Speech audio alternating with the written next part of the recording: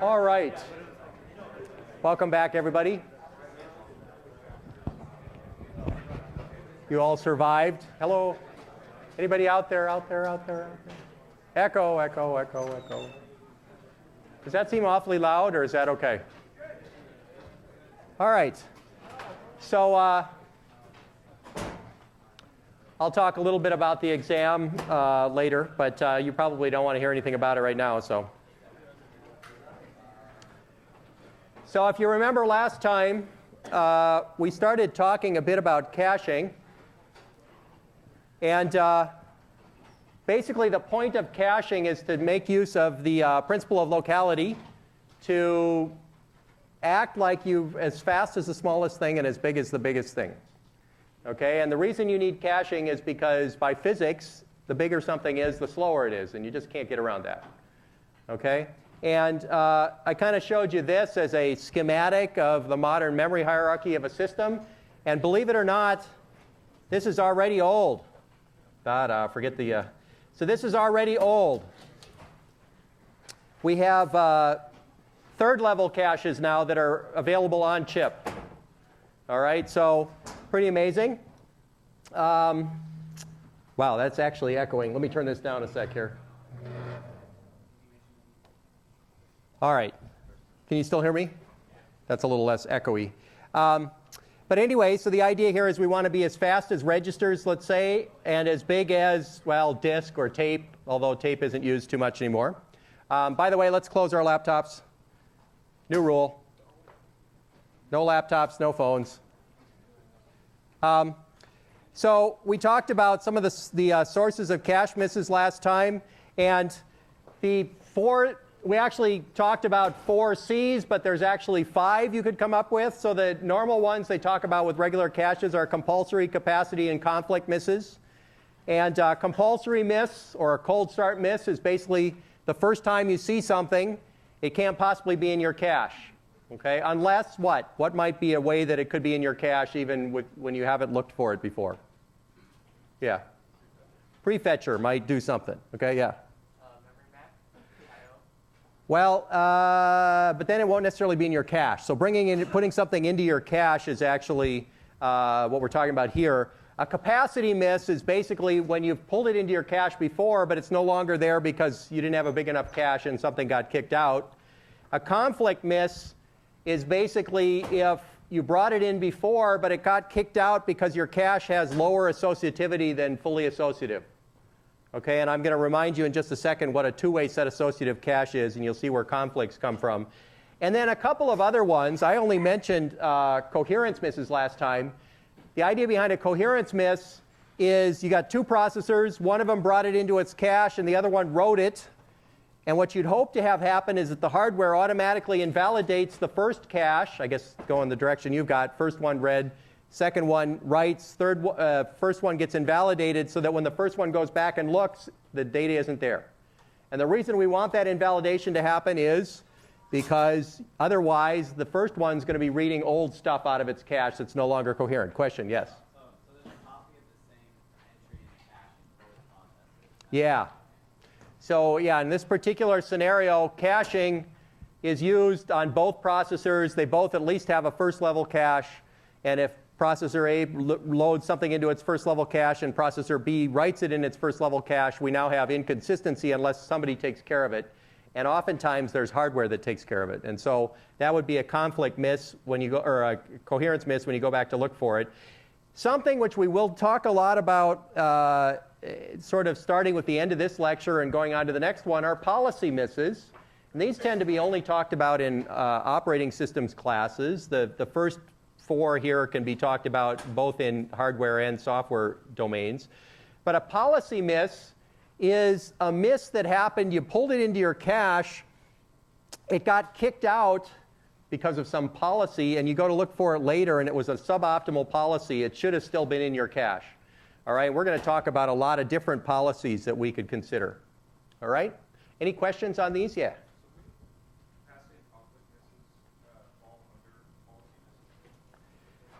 Well, a capacity miss is not going to fall under a policy miss, because the way to think of a capacity miss is a fully associative cache, you just couldn't shove anything more in. And I guess the way that a capacity miss could fall under a policy miss is, I guess I'm assuming LRU here, and we'll talk more about that later. So okay, so in that instance, it would be a policy-related miss.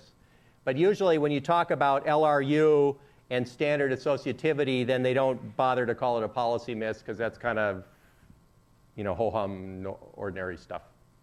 Any other questions? Can anybody give me an idea how you might tell the difference between a conflict and a capacity miss? Other than reading what my slide said? Yeah. In a conflict miss, there can be more space in the cache. It's just that this specific entry can't go in the Yeah, so what's an experiment that could distinguish between the two? Yeah. You can make these kind of fully associative capacity. Exactly.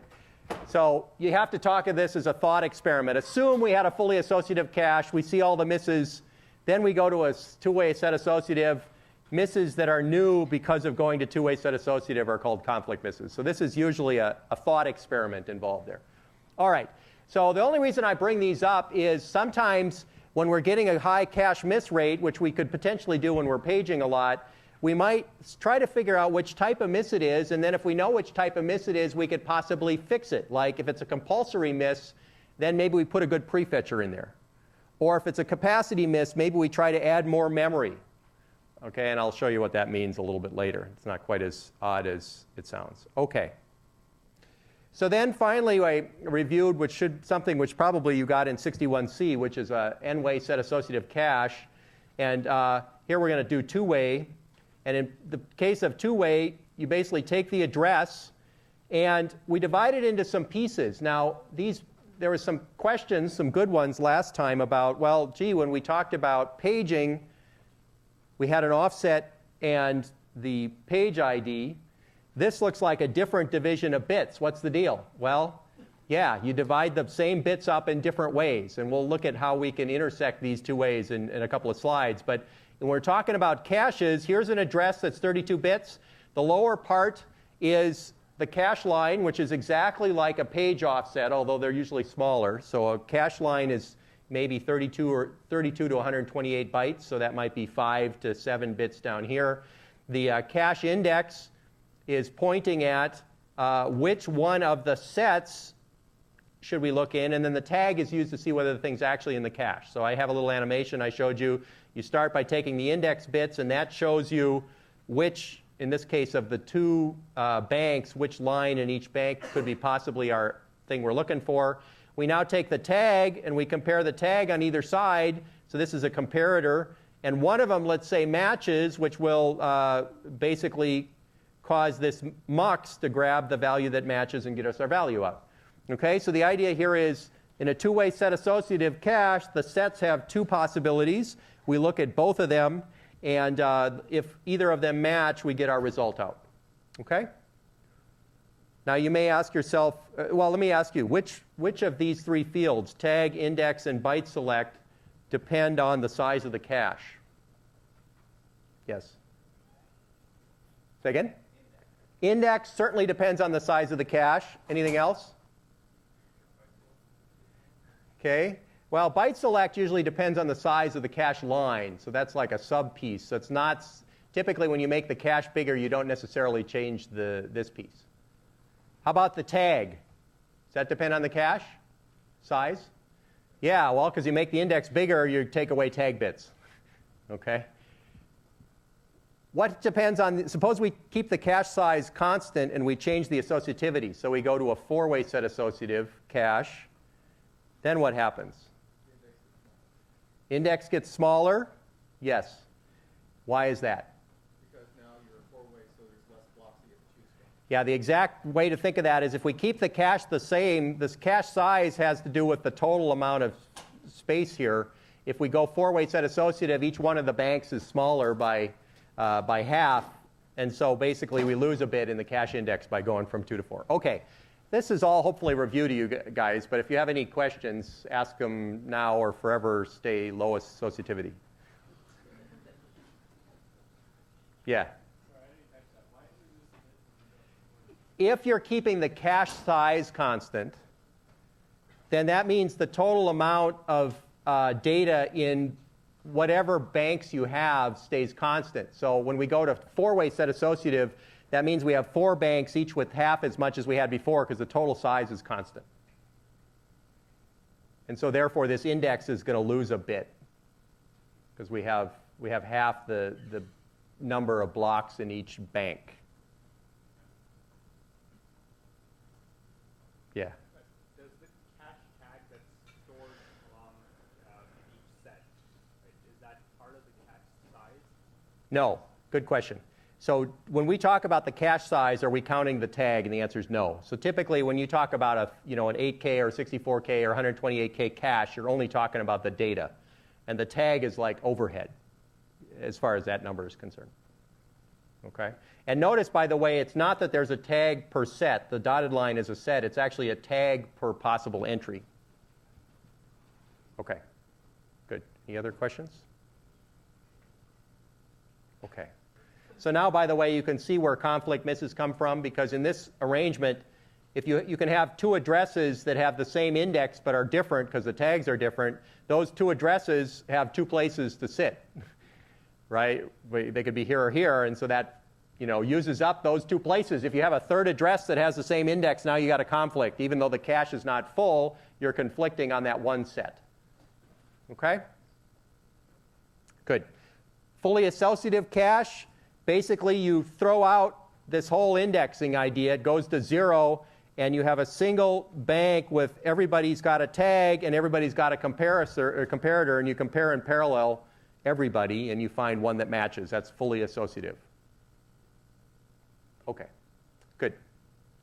So we also briefly put up this slide. So now that you know what all these terms are for sure, here's some address space. Here is a 8-entry cache. If we have direct map, that means that, for instance, this line, address 12, has exactly 1 place to go because it's direct mapped. If it's 2-way set associative, there's 2 places for it. If it's fully associative, we can put it anywhere in the cache. Okay? Good. So today I want to finish the discussion of caching and TLBs, and then we'll get into paging. So which block should we replace when we miss? So back to what is a miss. A miss is I go to look in the cache, it's not there. That means I'm bringing something from lower memory, lower parts of the system into the cache. Well, I'm probably kicking something else out. That's called replacement. What do I kick out? Well, in the case of direct mapped, we have no choices involved because there's only one place that this new item can go, so clearly we're kicking the old one out. Okay? If it's set associative or fully associative, now we've got some choices. So let's go back to our 2-way set associative. Now we bring a third thing in. We've got one of 2 things to kick out. Which one? Well, we could randomly pick one, or we could pick the one that was used least recently. Okay, which one of these is better? So why does it depend?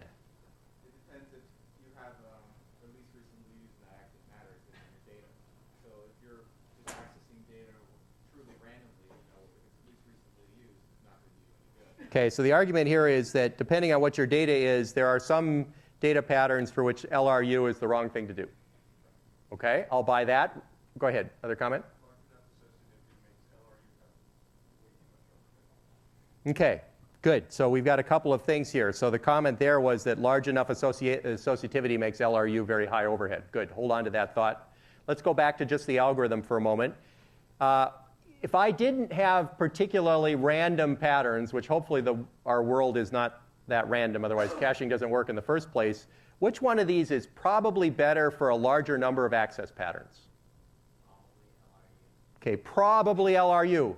Now, I state that out with giving you no evidence other than, well, if you haven't accessed it in a long time, maybe you won't access it again, and you're more likely to access something if you've done it a little while ago. But, yeah, so who knows? But what is kind of interesting is, so LRU is something you might want to go after, but as was pointed out, it has a high overhead to it if you're building it in hardware. okay? Because the number of bits that you need per cache line actually kind of grows as the square of the associativity. And so oftentimes, and I'll draw that for anybody who wants to ask me after class or some other time, but it turns out that, why waste hardware if you don't need it? And what's kind of interesting is that as your cache gets big in hardware now, I'm talking about a hardware cache, you can kind of see that the difference between LRU and random is almost not worth mentioning, and we're talking about how many misses there are. So this is the miss percentage here. Okay? So in fact, if you have a higher associativity in hardware, they often just use random. They have sort of a continually running pseudo-random bit generator, and they grab a random one to kick out. Yeah? Couldn't you just take the hardware space that you would need to implement the LRU policy and increase your cache size? Yeah. If you have options between doing LRU perfectly and having a bigger cache, it's probably better to have a bigger cache. So that's another argument for random. Okay, now this argument, so what I've just shown you here is the best way to ever demonstrate something with data. Now you might ask, what is this data? Well, this is some, set of benchmarks run on some machine, right? And I haven't told you what it is, but I will tell you that this particular property shows up a lot in the case of hardware. And what's important in the hardware case is that although it's expensive to go to DRAM, it's not that bad. So being a little less perfect in our replacement policy is okay if it's faster. In the case of paging, which we'll talk about in a moment, what do we do when we miss? We go to disk. That's really expensive, and so we're not going to want to do random page replacement when we get into paging. We're going to want to do LRU, okay, and that's going to be our goal. Yes? Exactly. So what's missing is the latency. Okay? So let's go on here and talk about a few other. I'll talk about the latency in a second here. So now let's ask ourselves, what happens when we write? Well, one option is called write-through. So the idea here is you're going to write a data item that's in the cache. What happens is not only do you write it in the cache, but it writes all the way through to DRAM. That's called write-through. Okay? The other option is write back. With write back, you only write into the cache, and in that case, your data is more up to date in the cache than it is in the DRAM. Okay? So what does that mean? That means when you replace something from the cache and it's a write-back cache, you've got to make sure you write it back to DRAM first because it's the most up-to-date copy. Okay? Somebody tell me why you might want to do write-through and why you might want to do write-back. Why might you want to do write-through? What's the biggest advantage there? Less concurrency issues. Why is that? So with write-through, then it's possible that if we have more than one processor, that it's more likely to see the up-to-date value. All right, I'll buy that. What else? Yeah. With write-through, since you're writing disk more frequently, more of your data is on non-volatile storage. So I didn't say disk, and in fact, let's say DRAM for a moment. So we'll bring that disk back in a second here. Yes. It's a lot simpler. There's no bookkeeping. And what else about replacement? Go ahead.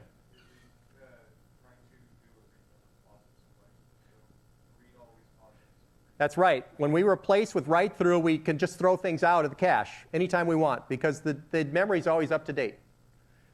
Why might we want to do write-back instead? Yes?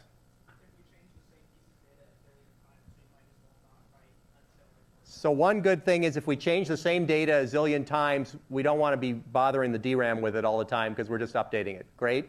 And that actually means we're keeping the bandwidth to DRAM down. Okay, why else might we want to use write back?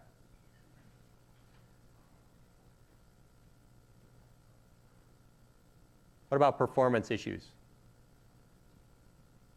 Yeah. Makes writes a lot faster.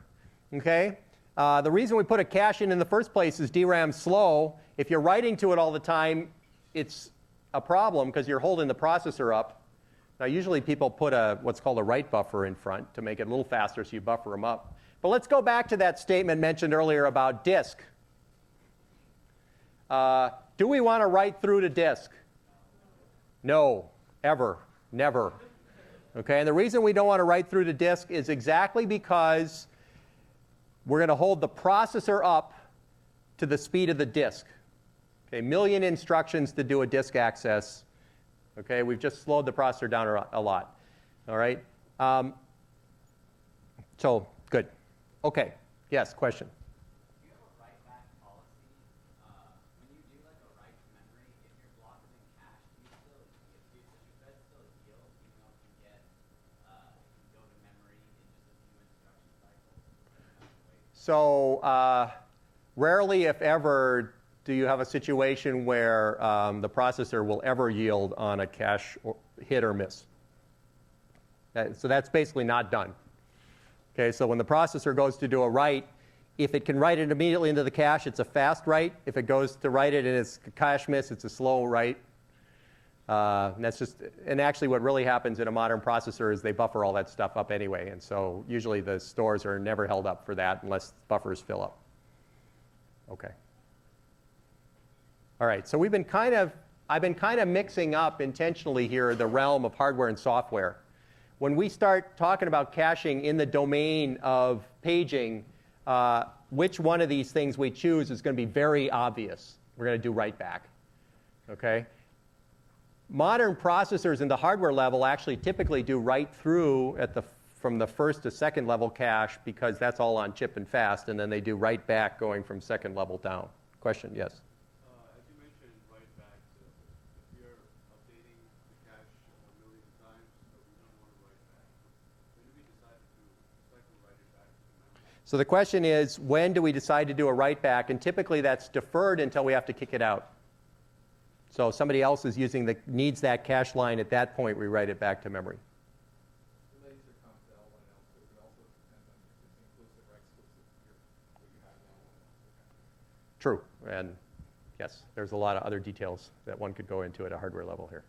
Yeah. Okay, any questions? Yes? Does write through and write back, like the motivation change when we start going to things like multi-core, where you've got multiple CPUs? Yeah, when we go to multi-core and we have a lot of CPUs, so let's go toward many core, you're mostly going to do write back at the level just before the processors communicate with each other, because otherwise you're trying to broadcast every write to every processor. And so that, while it makes the coherence problem harder, there are ways to solve that. What you can't solve is you can't get around physics. So broadcasting your value to every processor is in general a very bad thing unless you have a bus. And that's the one sort of structure that you can do that with cheaply, and I say that in quotes, but you can't put very many processors on a bus. So usually write back is the domain there. Yeah?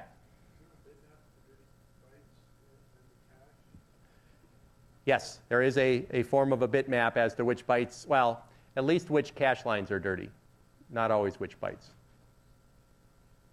Okay, good. Yes? In a process choose whether or not it wants its information cached? Yes, processors usually have special loads and stores that say don't cache things. That's often available. Yeah.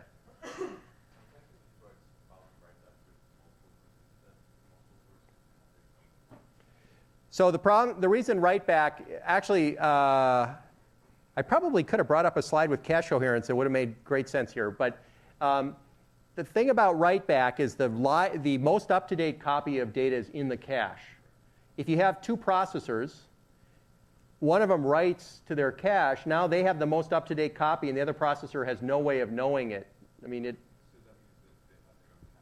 yes, they have their own separate caches.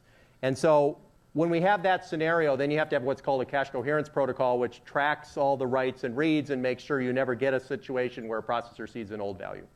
And that's a very interesting topic in and of itself, but it's a little off topic at the moment. Yeah, one last question. Yeah. Write back makes shared memory more complicated, but it's more bandwidth efficient, so they do it anyway. Okay, good. So cache performance is not about miss rate. It's really about how your miss rate and your miss penalties fit into play. So if you were in 152, I'd give you this cache equation, which basically says the time for the CPU to execute is instruction count times average cycles per instruction times cycle time. And the average instructions per cycle, this is 152 I'm pointing at right there, which is off topic. But what's kind of interesting for us is sort of the number of average memory accesses per instruction times how often they're missing times the penalty when they miss. And that's basically what's going to cause us to be slow. And so from this class's standpoint, what's much more interesting is what we call average memory access time. And what I'm going to do is I'll refactor this part of the equation to average memory access time times memory accesses per instruction. What's average memory access time? Well, here's the equation I showed you last time. So it's the hit rate times the hit time plus the miss rate times the miss time. So this is basically like an average time to go to memory.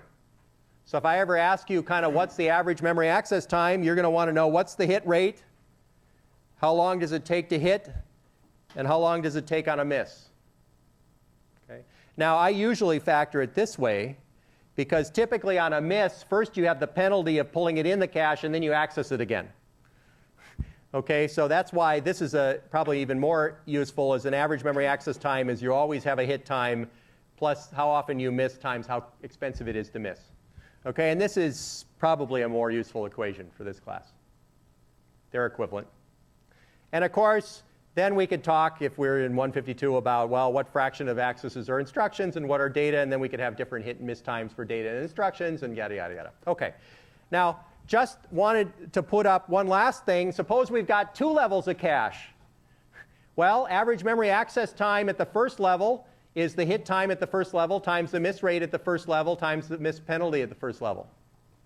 But what's the miss penalty at the first level? Well, then we try to go access at the second level. Okay, so basically the miss penalty at the first level is the average memory access time at the second level, and so we just do this recursively. Okay, so when we miss at the first level, we go ask the second level, and it will miss some fraction of the time, which will have to go to DRAM. And so you could build this equation recursively for n levels. Okay, and I don't want to go any more into this other than stop right here, but are there any questions on this? Does this make sense to everybody? It's basically, how long does it take when it's good and you hit in the cache, and then when I miss, what's the penalty? Those are the three terms, and if you can figure those terms out, you're good to go. And if you ever asked a question, pretty much you can almost answer it by figuring out what these terms are in almost all circumstances. Okay. So how does caching apply to translation? Well, translation takes time. Okay, you guys all got to draw a two-level page table for your test. Wasn't that exciting? And the problem with looking data up in a page table is there's several DRAM accesses involved there, right? You go to the top of the page table, you look something up. You go to the next level of the page table, you look something up. You find out what the page is, and then you go look up your final data in the page. So a two-level page table, you've actually got 3 DRAM accesses on a load or a store, as far as I've described it. That sounds bad. If you were a hardware architect, you would shiver. All right, I just made things really bad and slow. So what do? We cache all our translations, right? So when the CPU takes its virtual address, we don't go to the page table. We say, do we have the translation cached? Hopefully the answer is yes. We get a physical address, and we immediately access memory or the cache, and we're good to go. Now, when I say access memory or the cache, I'm really talking about the kind of caches we just got done with. So we have the CPU. It does its translation. It finds that it's cached. It goes and looks up the value at the physical address, and usually the cache that we just talked about is also in here. Okay, so we're actually got 2 caches, a TLB, which is a cache on translations, and a hardware cache, which is a cache on data. Yes? So the question, which is a very good one, is does this mean that the cache always has to be a physical address over here? So the answer is no. you can actually put the cache, you can hang the cache off here if you want, but that's got other issues. I'll maybe mention that a little later. Okay, so you're asking. So if we put the, no, it's fine. So if we put the cache here, then the CPU can look things up in the cache immediately without problem because the virtual addresses are in the cache. What do we do on a miss? Then we have to go to the TLB. Okay? Can anybody tell me what the biggest problem with having a cache on the virtual side? Go for it. Yeah, the real problem there is that if you have two processes, each of them think they have address 0, they will appear to be in the same place in the cache, and you actually get what are called aliases in the cache. Yeah? How does that work in a TLB then, since it stores the translation? How does it know which two different 0 virtual addresses? Good question. So let's hold off the question on how the TLB deals with two different 0 addresses till about 3 slides from now, because I will, you either flush it or you put a process ID in there, but I will definitely answer that in about 3 slides. Good question. So if we don't cache, then we go the expensive path. So this is the point at which it's not found in the TLB. Oh, we better go to the page table and look it up, put the result in the TLB, and now we're good to go. And the next time we use a similar address, and what do I mean by similar there? Yes. Same page. It will now be in the TLB and we'll be good to go without translation. Okay? So we could apply our little formula we just had by saying, well, what fraction of the time do we hit in this cache? Okay? And then what's the penalty when we miss? Well, the penalty is at least 2 DRAM accesses. Okay? And so we could come up with a simple equation to figure out what is the penalty added to every load and store by the TLB, just by adding those terms in. Yes? Do you ever store like partial results in the TLBs, like a first level page table lookup result? You know, I don't think that partial lookups are ever stored. So if you miss, say, at the first level because part of the page table is paged out, that's not actually stored in the TLB. So you'd actually page that in. You'd miss in the TLB a second time. You'd page the remaining part in, and then you'd be good to go. That's a good question. So, and typically, since the kernel is allowed to do everything, there's often a way to go around the TLB as well. Okay. So the real question of whether this works is there any locality in pages? Is there locality in page accesses? Yeah, hopefully is a very good answer. So instructions spend a lot of time on the same page, yes? Okay, so that seems like that's good. Stack accesses seem like they spend a lot of time on the same page, right? Up, down, up, down, up, down. Okay, that's good. Data. Hard to say. Depends on the application, right? If you have an application that's walking through a huge array, then it's at least spending an access, you know, a bunch of accesses on each page. If you have something that's got a little tiny bit of data and it spends all the time in that one page, that's great locality. Okay, like for instance, computing digits of pi probably has great data locality. Okay, that's the signature application, by the way. It was kind of amused. David Patterson is teaching 61C in a new way. And he was talking about parallelism, and I think he had a parallel version of a pi translator or a pi computer that he was talking about the other day, which was pretty funny. Can we have a hierarchy of the TLB? Sure. You could have a two-level, two-level cache for TLB. You know, you look it up in the first level, and then it's not there. You look it up in the second level, then you miss and go to the page table. Okay, and this is actually called, typically at the top level of the TLB is a very small direct map cache, and then at the next level is fully associative, and that's typically called a TLB slice at the top. Okay? So what actually happens when we miss in the TLB? Well, if we have a hardware traversed page table, then on a TLB miss, there's hardware in the memory management unit that walks your page table. And if it finds the final PTE is valid, it typically fills the TLB, and the processor never knows there was a fault. The only thing it sees is that its access was a little longer because the MMU had to take over. Okay, so it's very transparent. Now, what happens if it's invalid? Well, at this point, there's nothing that the hardware can do, and at that point, it actually causes a page fault, and the kernel takes over. Okay, and that's pretty powerful because you can do anything you want on a page fault. You can pull more of the page table off the disk. You can bring something in off the disk. You can allocate more memory. You could core dump the program. By the way, is core dump because the memory was in the middle of the room? No. Where does core dump come from? Huh? Yeah, because memory used to be core memory. Remember those little donut-shaped things that looks like they look like lifesavers? That's where core dump comes from. Software could also be involved.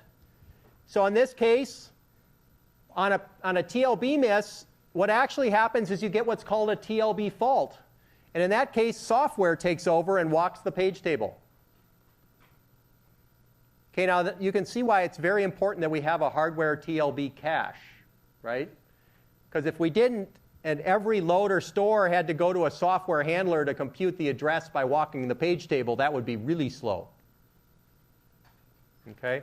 By the way, guess what Nachos has? Software TLB. Guess what you guys get to manage? Software TLB. That's project 3. You get to ignore that until next Tuesday at least. Okay. So most chipsets, by the way, do provide hardware traversal, but there are a few that really do. MIPS, all the MIPS machines give software traversal of page tables. Nachos is modeling MIPS, and so that's why it does software traversal. It also makes for an interesting project. I think that's basically what I'm going to say on that. Any questions? So the TLB is always in hardware. Okay, the question of what you do when you miss in the TLB, that could be in hardware or software. Okay. Finally, what happens on a context switch? Well, you need to do something because the TLB maps virtual addresses to physical addresses. This was the question that was just asked a little bit ago. And the address space just changed. I went from one process to another. There's a new version 0 or new address 0. Okay, and so what do you do? Well, one option is you got to walk through and invalidate the TLB. And this is actually more common than you might think. There's a lot of processors, including a lot of x86 processors, where you actually have to go and invalidate the TLB. Okay, and this can get expensive if you're switching between processes a lot, but you got to do it. Okay, because the old TLB says address 0 is mapped to one physical page, and the new TLB should say, or you should say that, you know, address 0 maps somewhere else, and if you don't flush the TLB, then the wrong thing's going to happen. Can somebody tell me another place or another time other than a process switch that you might need to flush the TLB? Yeah. When you're going from kernel to user space, that's a good possibility, although oftentimes the kernel reserves a part of the address space for itself, and so you can often get by without a flush in that case. Because the user doesn't use that part of the address space, and so when you go into the kernel, its TLB entries can still be valid. But that's a good possibility. Yeah, what you want to say another one? So usually the user isn't able to actually look at the TLBs. Or if the case that there are TLB entries for the kernel, since they're marked as kernel, they'll get faulted if the user tries to use them. Can anybody think of another time we might need to flush a TLB? Yeah. Yeah. Operating system changes what page mappings are. You got to flush the page table. Yeah. Because the TLB is a cache on the page table. So if you change the page table, the cache is no longer valid. You got to flush it. Don't forget that in project 3, by the way. Okay. Another option, which is becoming a little more common, is you just put process IDs in the TLB. Okay, and what's nice about that is that then you just leave the TLB alone, and when you change the process, it's got a new set of IDs, and so, you know, address 0 could be in there 12 times with different process IDs, and it would just pick the right one. Okay? Yeah, question? So what's the overhead on managing a process? You mean why don't they do more of this? Yeah, like how much hardware space So a process ID is probably 6 bits or more, and so in the TLB, it's probably not a lot of space, but it's just not done as often as you might think. Yeah. So when the kernel allocates the PID, does it have to hunt through the TLB looking for entries that might have been from the process that last used that PID? Yeah, it needs to know. It needs to know when it's reusing process IDs, yes. And potentially hunt down old ones and shoot them out, yep. So, and basically if you change the translation table, you got to invalidate the entries. Okay, good. All right, so I'm going to do some administrivia, and then we'll come back and I am going to do some administrivia. All right, so exam's not graded yet. Sorry about that. We'll try to get solutions up early next week at the latest. I will be working on them on the weekend. We'll talk about problem 3, which everybody loved problem 3, right? Well, we'll talk about that in section to make sure it made sense. Problem 3 was the in-order reader-writers problem. So they'll talk about other interesting things in lecture or in section as well, but that will be one thing that they'll cover. And I will get solutions up as soon as I possibly can format them. The joys of Microsoft Word. Project 1 reports are almost graded. We'll try to get those quickly. I know there's a couple people that wanted their final autograder results so that they can know whether their priority scheduler worked. I think that was one complaint that we had. We will do what I've talked to the reader to put some priority on that, no pun intended. So we'll try to get those out. Project 2, you're working on now, of course. Sorry about, this was the jam week. I apologize for that. It was the confluence of projects and exams all kind of happened. And I apologize for that. Hopefully the rest of the term won't be that bad. Any questions on administrivia? I don't really have a lot today. I dragged you through an exam on Monday. I figure I'll be light on the administrivia. Yes? Oh, are we going to have another exam? Yeah, so question about another exam. How many people are interested in having another chance on an exam? Ooh, okay. How many people are interested in not having another chance on an exam?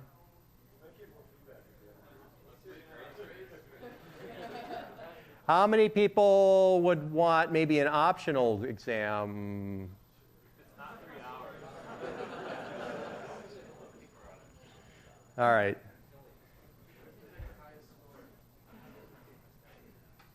Possible. Yeah, we'll see. I don't know. It looks like there's a lot of interest in another exam. So let's take a brief right turn. I want to be talking about various interesting operating system developments on and off for the rest of the term. One of them, of course, which you're all familiar with, is Droid. It's certainly got some of the most interesting commercials out there. A few, not so many years ago, there was the Terminator, and such commercials would have struck fear in the hearts of everybody watching movies, but no problem. We can all become droids now, and it's okay. Android is kind of an interesting combination of Linux at the very bottom, okay, which has a lot of traditional kind of Unix structure that we've talked about, and then the runtime basically gives you Java for the applications, okay, and it's kind of it's been a useful enough combination of things, device drivers that handle communication and stuff at the low level, and interesting apps at the high level, that it's really kind of gone by storm. And it's interesting, I was just reading a couple of commentators asking, why is it that Steve Jobs beats up on Android so much? And, is it phone envy or something? I mean, that was an interesting set of comments. But how many people here have an Android phone, just out of curiosity? Oh, I should raise my hand, too. Okay, good. How many people think that a class that used Android might be an interesting class? It might be. Hard to say. Yeah. We've actually been tossing around the notion of replacing nachos with Android at some point. Oh, okay. I would say that mobile devices are certainly some of the hottest software stacks out there and the most interesting possibilities. And worldwide we have billions of cell phones, and so clearly that's an important market. I actually find it interesting that Android is finding its way into ebook readers like the Barnes & Noble Nook, into tablets, into more than just phones. And so we'll see where that goes. But anyway, so that was my little snippet on other operating systems. We may talk a little bit more about Android at other points in the future. Any questions about Android? I actually think it's kind of fun. I mean, it's kind of cool to have a platform you could potentially hack, because you can actually get, the SDKs are available and you can easily write apps for it. So that appeals to me. Okay. So going back to TLBs for a moment. So what organization makes sense for the TLB? And this, we've already talked about this a little bit, but kind of a very common one is you got the CPU goes through the TLB, which gives you a physical address, which goes to the cache, which then talks to memory. Okay, and this one is nice because it avoids those weird aliases where you've got two virtual addresses that are the same in the cache and it gets confused. By the way, when you put the cache here, what does that mean on a process switch? Typically it means you're flushing the cache, which is even more expensive than flushing the TLB. So that's problematic. Whatever the case may be, the TLB typically needs to be very fast, because certainly in this way it's the critical path of memory access. Okay? And this sort of argues that the TLB should be a direct mapped cache because you have fewer muxes in it, right? Remember that diagram I showed you with muxes at the bottom? Direct map doesn't have to have any muxes. Okay? Can somebody give me a counter argument to making it a direct mapped cache? Yeah, go for it.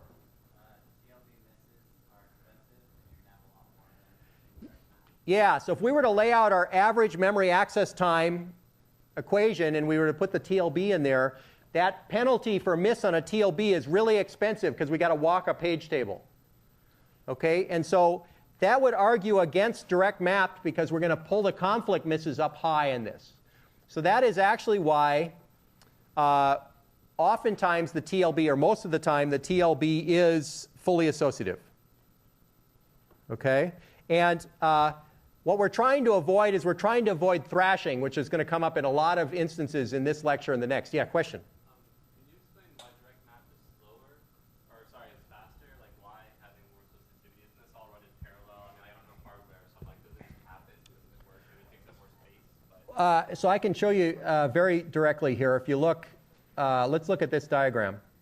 So the question is, why is it that direct map is faster?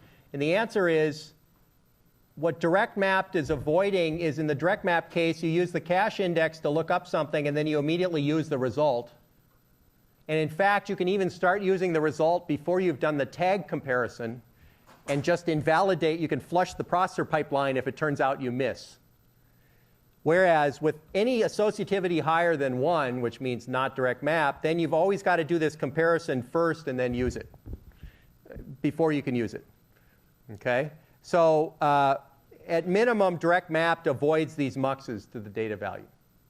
Okay, now, of course, in the great tradition of standing in front of a lecture, I, of course, lied a little bit to you, because what you can do is you can actually predict which way this mux will go and have the value go immediately out. That's called way prediction. And then if it turns out that you are wrong about that, you can flush the pipeline. And so a lot of modern processors with high set associative caches at the first level, like 4 or 8, often do way prediction to predict which way it's going to go and then have an extra cycle when you're wrong. But anyway, so ignoring that, by and large, there's more stuff in a non-direct mapped case than a direct map. Question, yes? so TLB miss, like the penalty of a TLB miss grows with the size of the page table that it has to walk. Yes, with the number of levels of the page table, certainly that it has to walk. Yes, that is correct. Let's see, I think I was about here. Okay, good. So despite wanting to have despite wanting to have it be as fast as possible, we probably are avoiding direct mapped. And the thing that I sort of continue here, consider is what if we use the low order bits of the page as an index into the TLB, then you get a problem that the first page of code, the first page of data, first page of the stack may all map to exactly the same spot in the TLB. And so you're almost guaranteed with a direct map TLB to have conflicts that you're going to be missing all the time. Okay? So this is why basically you could try to play with this a lot. You could say, well, if I pick different bits as the index or I interleaved, you could play these tricks, but ultimately you're just not going to find a good mapping that avoids the conflicts. And so that's why basically high associativity. So and how many entries? Well, 128, 256, 512 is kind of the range of pages that can be mapped. Okay? And so what it is you look up by virtual address, and what comes out is physical address and information like is it read-write, read-only, all those bits. You remember on the test you actually saw a page table entry, and you remember I actually gave that in a lecture. That's what comes out of the TLB, right? You put a virtual address in, and what comes out is the PTE. Okay? Does that make sense to everybody? Question? Was that email? I should have turned it off beforehand, but c'est la vie. All right, so, here's an example for a very old processor now, but here's a typical entry. You look up by virtual address. What you get out is the physical piece, whether it's dirty or not, whether it's been referenced or not. These two bits, by the way, are things we'll talk about in a moment when we talk about paging. Whether it's valid at all, okay, this is when you flush your page table entries, you actually just mark everything not valid. And then whether it has read-write access or not. And then you can also have sort of an application space ID or a process ID or a couple other things in there. And so now fully associative is slower. What happens if that's too slow? Then you put your TLB slice on top. Okay. Questions? Yeah. How can fully associative be slow? Parallel. So why is fully associative slow? Because there's more stuff. It's bigger, and so bigger is slower. You've got higher capacitance. Signal time? Yep, the signal time is larger. This is unfortunate physics. If you take a hardware class, you start learning that bigger is slower, and that's almost always true. So, okay. So here is an interesting thing I just wanted to point out. The R3000 was a very old processor, and look where it did its TLB lookup. Here's the instruction fetch.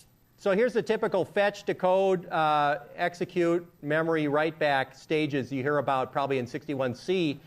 Notice that they actually did the TLB lookup, took half a cycle in the beginning of the instruction fetch. Then the instruction cache lookup actually took kind of a whole cycle, but it was overlapped in this interesting way. Register file access was at the very end. And then when did we do the memory TLB lookup? Well, here we compute the effective address. We do the TLB lookup on the half cycle before we do the memory cache lookup. So by playing with the pipeline in the R3000, they were able to hide the TLB lookup in a half cycle before you went to the cache. And that was how it basically didn't impact the speed much. Okay? Now, of course, the problem with this is if you try to make your cycles faster and faster, eventually you can no longer do the TLB in half a cycle, and then you start running into problems. Okay? Now, here is another thing we could do, and I'm just going to show you this briefly because this is cool magic. But remember that question about how we map the bits between the cache and the pages? So here's a virtual address. Remember, it's got the offset piece, which is, well, how big are our pages here? Quick. How much? 1K. 1K, good. So notice that when we take this virtual page number and pump it through the TLB, we don't actually change the offset at all, right? Because the offset just gets copied. So whatever it is we're doing here totally doesn't affect these bits. So wouldn't it be cool if we could have the index lookup in the cache be only using bits from the offset. Then we could actually do the lookup in the cache in parallel while we were looking something up in the TLB. All right, let me say that again. Because these bits don't get translated, let's use these to look up in the cache while we're translating the virtual page. Okay? And this is exactly what's done with a lot of architectures. So here I'm showing actually a 4K pages.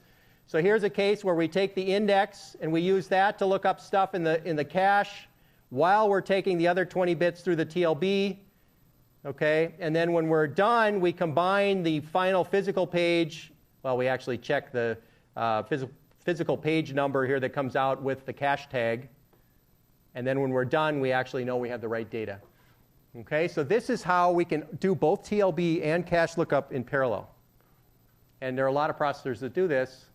Of course, the problem with this sort of idea is if we increase the cache size to 8K, then what do? So if we have 8K, then suddenly we need to take this bit here and use it for the cache. So what can we do? We could predict. What else could we do that's simpler? How do we make the index smaller? That's right. So if we went to a two-way set associative cache, we could do the same hack again and go to 8K and so on. Okay. Anyway, I don't want to go into this any further, but are there any questions? Okay. Let's take a break and come back and we'll start talking. We'll switch topics.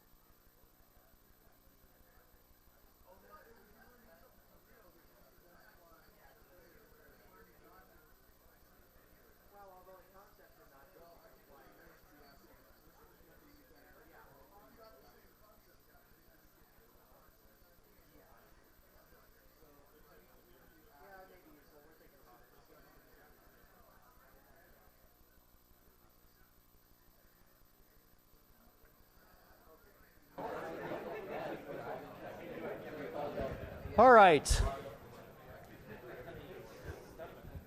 Okay, put Facebook away. Time to put your laptops away.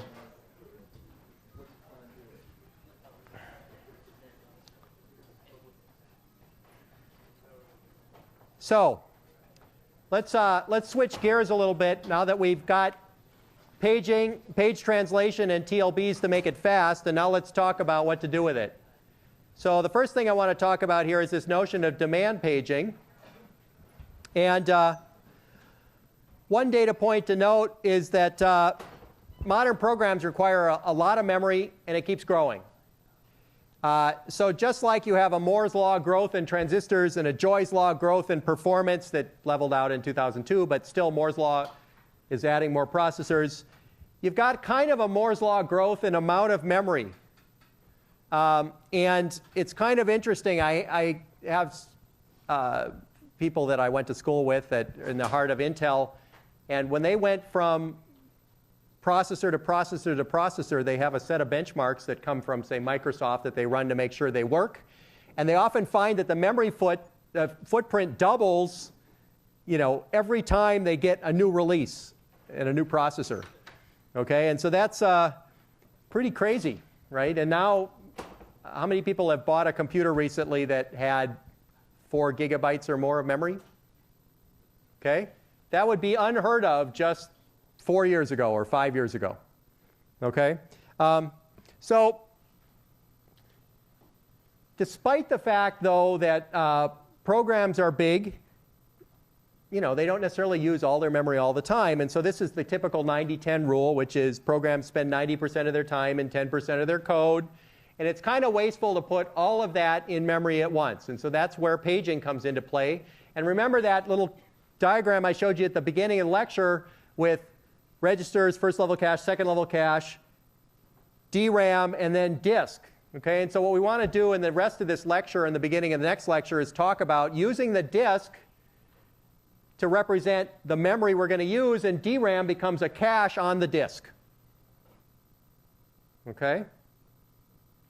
And so basically, the solution here is DRAM is no longer the memory, the main memory in the sense that we've been thinking about before. It's really just a cache on disk, which is the main memory. And remember, the trick is we want to have the speed of the DRAM with the size of the disk. And that's going to be requiring some sort of locality to work to have this be even sort of an option. Okay? Any of you run into a good situation or a situation where there's not enough locality and this doesn't work at all? Anybody stuck in paging ever?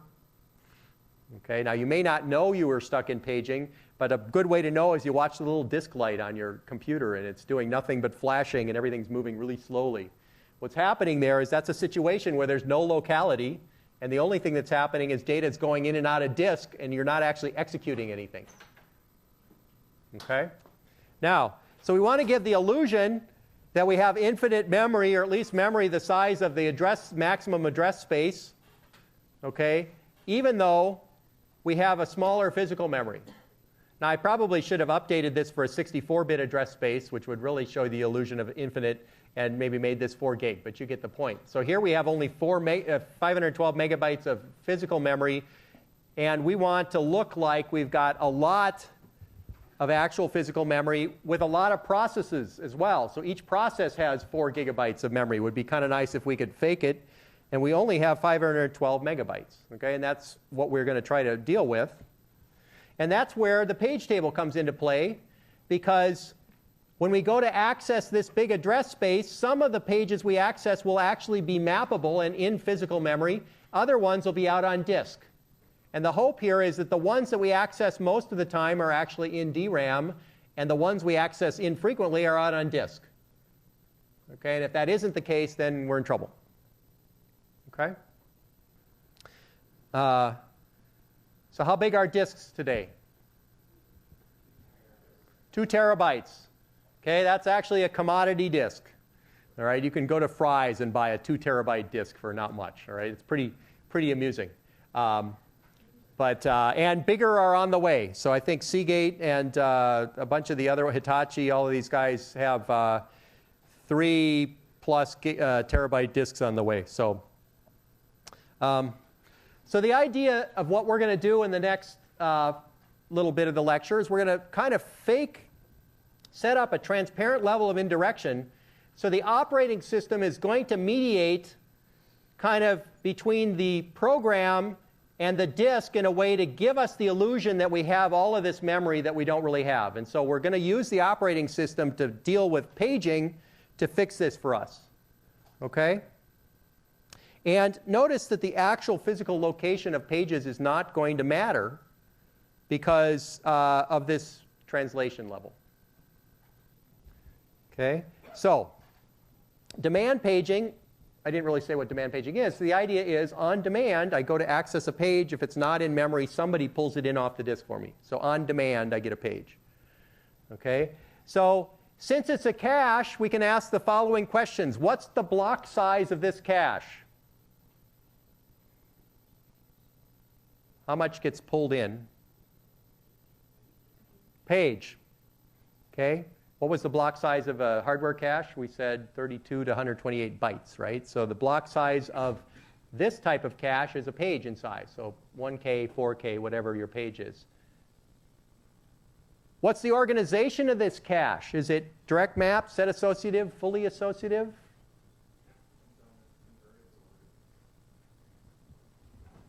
Well, are there any... Somebody make an argument for me as to why it is one of these three. Go for it. Fully associative, you can use any portion of memory that you want. So, in that sense. But if you want to restrict it such that only these type of pages be in those parts of memory, then you would get a set associative or direct map. So, if you okay, I'll buy that. I'll almost buy what you said. So, if you look at the page tables that we have, are the page tables that we've been talking about, do they represent fully associative, set associative, or direct mapped?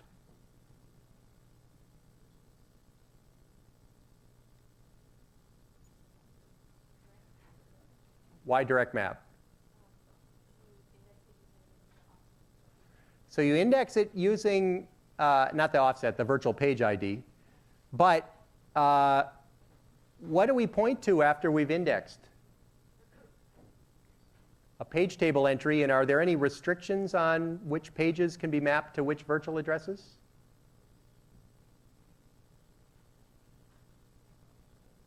Think about that page table you drew for the test. Are there any restrictions on which page table entries can be in there?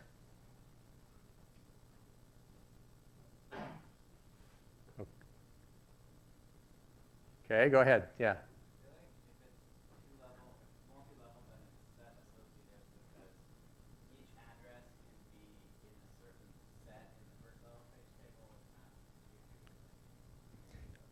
So you're getting hung up, everybody's getting hung up a little bit on the algorithm and not on the end result. Yeah, go for it.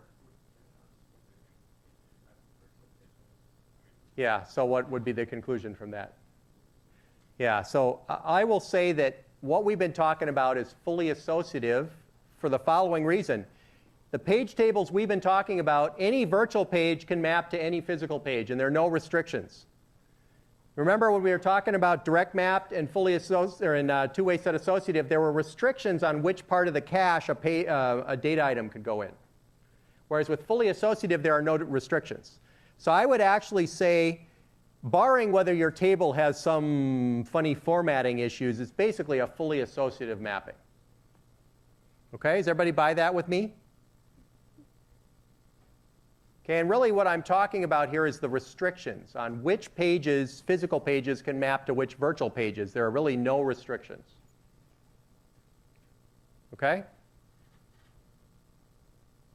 Go ahead, ask a question. I'm seeing some not so convinced stares.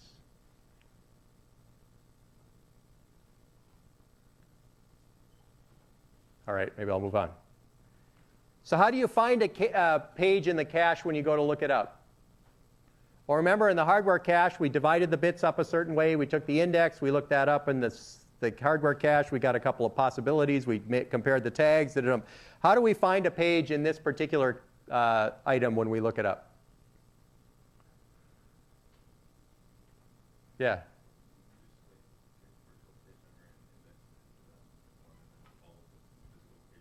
Yeah, you take the virtual page number, you walk the page table. Well, first you check the TLB to see if it's already translated, and then otherwise you just go through the page table, okay, the way we've been talking about. Okay? What's the page replacement policy? Oh, is it LRU? Is it random? Is it something else?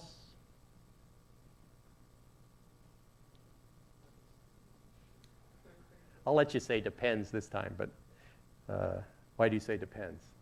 Depends if you want to be favorable or not. So you can probably set a bit of a register change between one and another, depending if you know what your random access, your data access is looked up. Okay, so this is one that's kind of funny, right? Because there are actually lots of options. And remember I told you at the beginning of the lecture, we actually talk about policy misses because we could have lots of policies on replacement. So in fact, we're going to have to talk about replacement. That's going to be a significant topic. Okay, and what do I mean by replacement? I mean that when I pull a page in off of disk, I'm kicking some other page out. Which one do I pick? Okay, and if I pick a bad page, I could cause a lot of slowdown because maybe I need it right away. So I got to be really careful what my page replacement policy is. Okay? Now, what happens on a miss? Well, first of all, page fault. And then what? Yes? Probably pull it from disk. Okay? Although, we already gave you some interesting examples of doing something else. Remember copy on write? That was also mentioned on the test, right? That's an example where you get a fault, but the thing's already in memory, and what you do when you miss on a write is you actually copy it. Okay, so there are other things you might do on a miss except other than go to disk, but certainly going to disk is the default here from a paging or from a caching standpoint. What happens on a write? Do we do write through or write back? Yes. Write back. Why? That's right. Remember, what's the ratio between instructions and disk access time? About 1 million, plus or minus an order of magnitude. Okay? By the way, you know that astronomers, that's their standard thing, is plus or minus an order of magnitude, right? So I guess we can be astronomers in this case. So definitely write back, and that means we need a dirty bit. Okay, because it's possible the processor has written to a page and it's now dirty. If we're going to kick it out, we better write it back to disk, otherwise we're losing data. Okay? Any questions? Yes? Well, you tell me. So what are we actually talking about here? Are we talking about the DRAM or are we talking about something else? Yes? Yeah, so it's going to be in the page table entry. Because it's not the particular DRAM page that matters, but rather the fact that that mapping was used and has data in it. It's kind of like it's in the DRAM, but it's really associated with the page more than a DRAM item. Okay, good. So remember the PTE? Here's the one from the x86. I put this up a few lectures ago. Notice some things that we didn't note before very carefully. Here is, obviously there's the present bit, the writable bit, whether it's user accessible or not. But notice this, A. A is whether the page has been accessed or not. D is whether the page is dirty or not. Okay, so the A and the D bit are going to be very interesting for our replacement policy. Okay, can somebody explain to me, so what's the D bit good for? Write back, right? We just said that. If you've written the page, you need to know it's dirty. Now, most good hardware, what happens, remember how the MMU automatically takes a TLB miss, walks the page table with a hardware page, not nachos, and brings in the PTE automatically in hardware. This dirty bit typically gets set automatically in hardware as well. So when you go to do a store and it's already mapped, you know, the fact that you did a store gets altered, the PTE just gets altered to have the D bit set in hardware. So all we have to do when we're about ready to page something out is we just look at the D bit. If it's 1, then we have to actually write it back to disk first. Okay, questions on that? Somebody tell me why the A bit might be useful. Yes? Why is the A bit useful for replacement? Exactly. So the A bit lets us tell whether something's been used recently. So what we do is periodically we set all the A bits off. And then if anybody ever uses the data, the A bit gets set on, and oh, that page is live. Okay, so those are the A and the D bits. They're going to be very important to our replacement policy. Okay? Good. Questions? So the page table helps us implement demand paging. Why? Well, when the valid bit is set, we know the page is in memory, and the page table points at a physical page. That's the case where the hardware takes over and no software involved. If it's not valid, then the page is not in memory, and potentially we have to use some information to figure out where it is. And by the way, at least in the x86, this isn't always true, but if you set this bit to invalid, the other 31 bits are kind of available for you to do whatever you want with. And so in that case, the operating system could store some stuff there that says what disk block it was in. Okay? Even when it is valid, there's still typically a few bits the OS can use for something if it wants to. Something about the page. Okay. So suppose the user references the page with an invalid PTE. What happens? Well, one option, first the memory management unit traps to the operating system. That's a page fault. And then what does it do on a page fault? Well, the operating system figures out what an old page is that needs to be replaced. If the old page is modified, it writes it back to disk. It changes the page table entry of that old thing to be invalid and gets rid of the TLB entry, flushes it. So notice that all we've done now is we've kicked a page out. So we're doing a lot of work to make the page invalid. Then we load the new page into memory. We update its page table entry to be valid, and now we invalidate the TLB for that new page. Can somebody tell me why we have to invalidate the TLB for the new page that we just pulled in? Yes? How was it different the last time? When was the exact last time we accessed it? It's on this screen. Yes? Yeah, so we accessed it and we got an invalid PTE. So there's an invalid PTE in the TLB. Boy, I sound like I'm spouting acronyms at you guys. Right? So the page table entry for the address we just accessed is invalid and possibly in the TLB. So we got to kick it out because we've just updated it to be valid in memory. And what we want is we want to retry the access that failed and have it fault in the TLB, walk the page table, see that it's valid, and now we're good to go. Okay? Do you hear me? I'm just kidding. So, and then when we're done, we continue and we're good to go. Okay, so this part here is the caching aspect. Yeah, go for it. Could you explain what you mean when you say change its PTE and any cache TLB? So what I'm saying here is we've picked a page to kick out of memory. And as a result, what does it mean to kick it out of memory? It means that it was originally mapped to somebody, and we're making it unmapped. So that means we're writing it to disk, and then we've got to mark the page table as being invalid so that we won't accidentally think that we can make an access. And that's what we mean by changing the page table entry to be invalid. And then we've got to flush the TLB because it may be in the TLB as valid as well.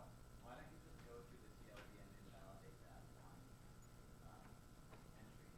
one entry? Well, I actually said I just said TLB is invalidated. So this is implying that if you could pick that one out, you just do it. Does this also mean that the operating system needs to have a mapping of every process to every process page table, or like ways to get at every process page table so you can go to that specific process page table and modify it? Yes. So you're asking, when I do this kick out, how do I figure out which page table it's in?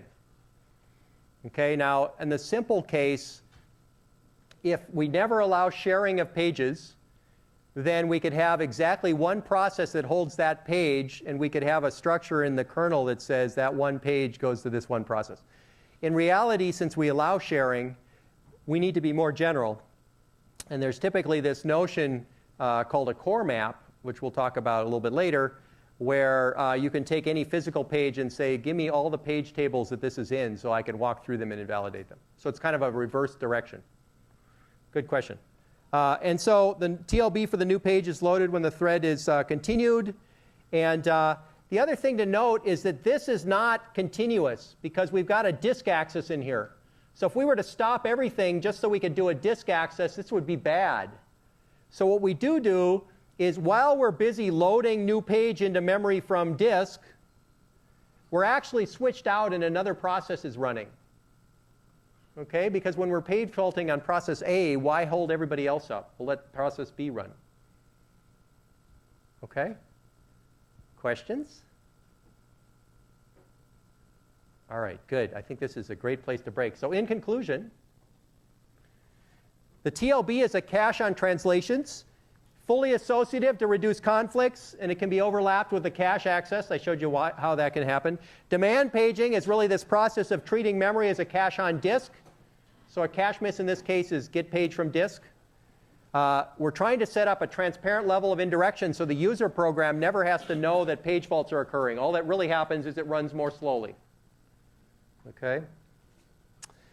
We talked about this interesting thing about a software-loaded TLB where the fast path is handled in hardware. That's a hit. And the slow path is a trap to software to actually do the page table scan. This is Project 3. You get to do this. Okay? Yay. And next time we'll finish up on talk about precise exceptions. All right. Have a great weekend. See you next time.